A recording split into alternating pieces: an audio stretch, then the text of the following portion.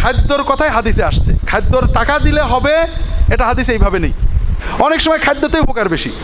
আপনি যদি সেমাই চিনি খাদ্য কিনে দেন ও বেচতে পারবে না, আর যদি টাকা দেন ও খরচ করে ফেলবে, বাচ্চাদের সেমাই কিনে দেবে না, এরকম হতে পারে। সাদাকাতুল ফিতরের হাদিসগুলো যদি আমরা একটু পর্যালোচনা করি, দেখবো যে 5 ধরনের খাবার দিয়ে আদায় করতে বলা হয়েছে। গম, জব, তারপরে খেজুর, পনির এবং কিশমিশ, এই 5টি খাবার দিয়ে আদায় করতে বলা হয়েছে। আবু সাঈদ আল খুদরি রাদিয়াল্লাহু তাআলা আনহু বর্ণনা করেন, সহিহ মুসলিমের বর্ণনা, যে কুন্না নুখরিজু যাকাতাল ফিতরি সাআন মিন তুআম, আমরা খাবার দিয়ে সাদাকাতুল ফিতর আদায় করতাম। It should be food item. এবং সে খাবারগুলো কী ছিল আমরা বলেছি যে গম, জব, খেজুর, পনির এবং কিশমিশ। কতটুকু পরিমাণ আদায় করতে হবে? 1 সা।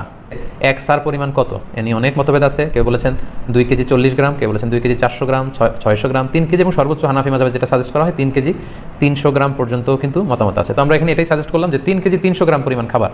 এক্ষেত্রে খুব কমন একটা প্রশ্ন যে খাদ্য না দিয়ে, চাল না দিয়ে, এরকম গম না দিয়ে টাকা দিলে আদায় হবে কিনা, এ ব্যাপারে স্কলারসদের মধ্যে মতভেদ আছে।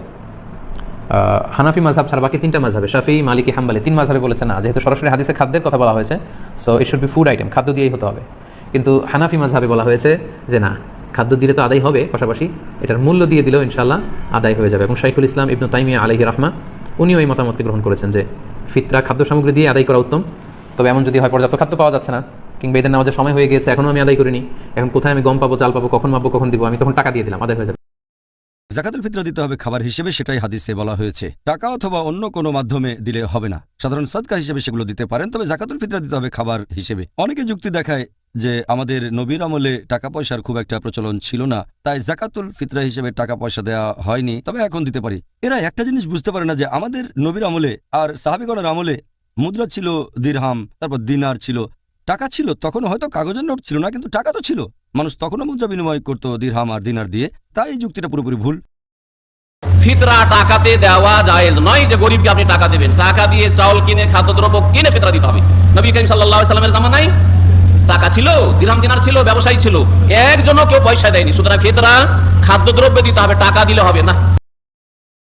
এখন যদি কোনো আল্লাহর ওলি এসে আপনাকে বলে যে ভাই কুরবানি ফালতু দিলে আপনার মাংস নষ্ট হয়, এক কাজ করেন, কুরবানির 10,000 20,000 টাকা গরিব মানুষের মধ্যে বন্টন করে দেন, কি বলছেন, কুরবানি আদায় হবে?